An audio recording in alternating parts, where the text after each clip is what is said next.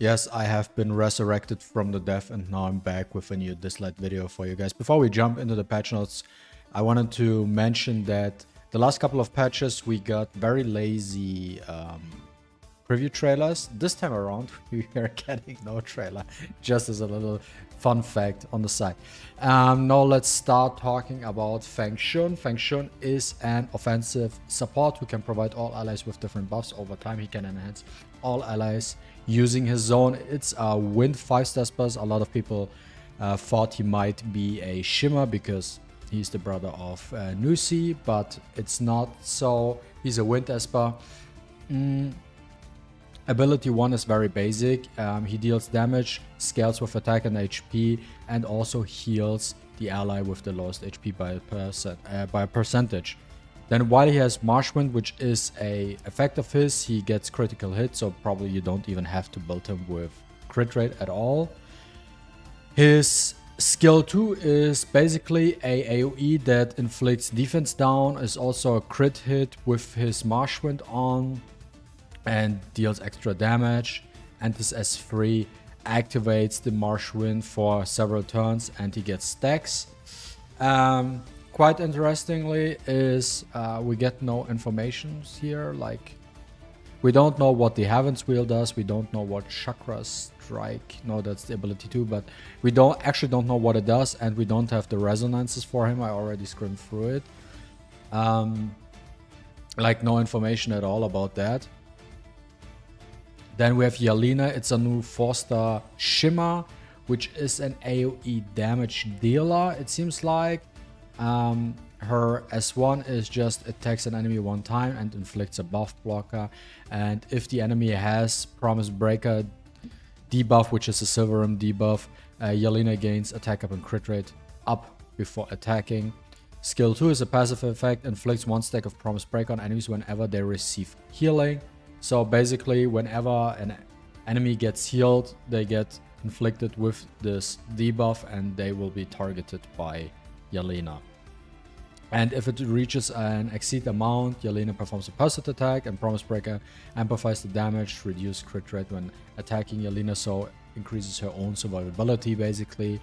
And her S3 is deals damage to all enemies based on attack. Each hit has a chance of inflicting bleed, and bleed is like, didn't get bleed buffed, but still I think bleed isn't even that great. Ignores some defense based on the number of targets. Bleed stacks. Then we have the resonances.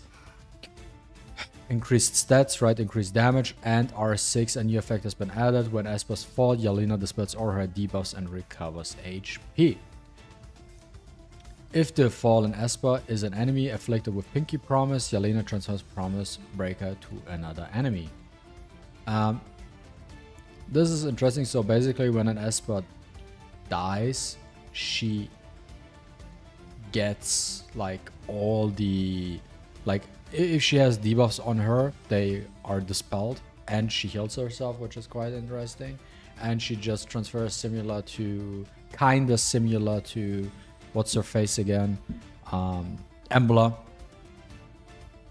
with her seeds, right? But that's for that. We will have to see how good she actually is for combat. Then we get a bunch of events. As per usual, the standard stuff really. The only interesting part here is, for me personally, this Passions and Ideals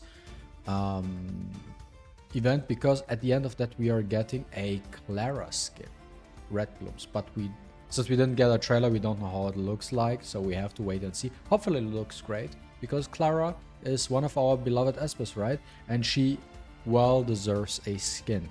So I'm looking forward to a new Clara skin. We're getting new events here, hero unbox, basically all the same stuff. Nothing too special really. Then limited time, we have the new Esper, fengxun obviously, Javid and Gabi. This whole thing is 21 days. Yeah, you can spend 100 wish stones to get the Espers really. And I was just looking forward to, like, if we are getting any side notes here. Like if they give us new informations on like the amount of wish stones we pay less for already having the units and stuff like that. And then obviously limited time probability up event in Echo Shimmer. So basically like the last time. I hope they actually keep it up with the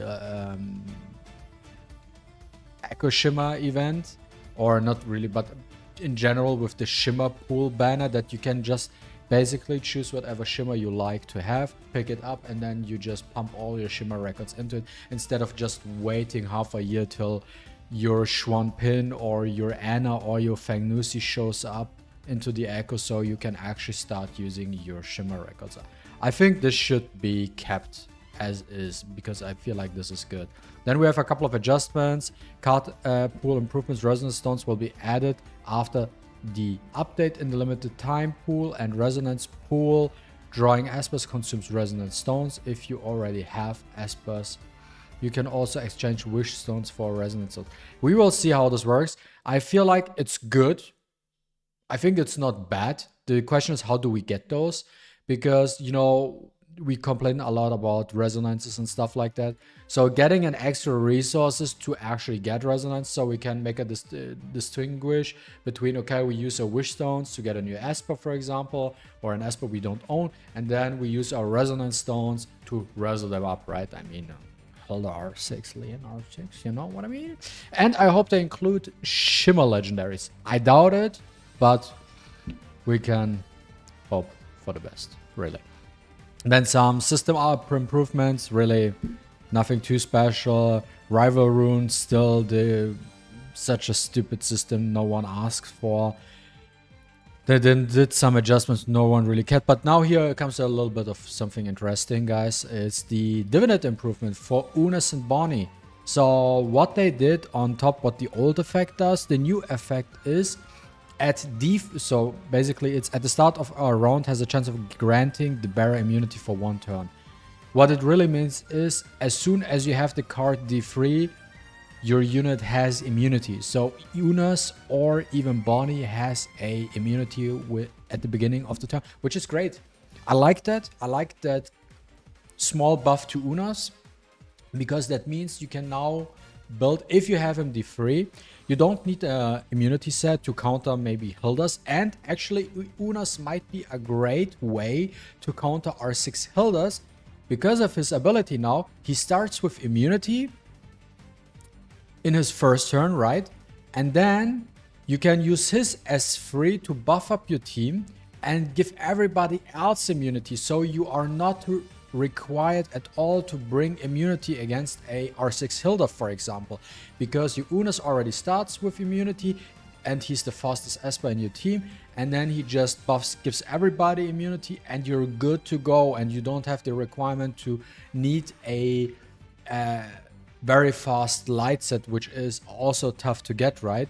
So you can just slap on your fastest relics on UNAS, for example. I mean, Toland is a thing, but nonetheless, you can slap your fastest relics on UNAS and you don't need any immunity at all, because he's just carrying you with that.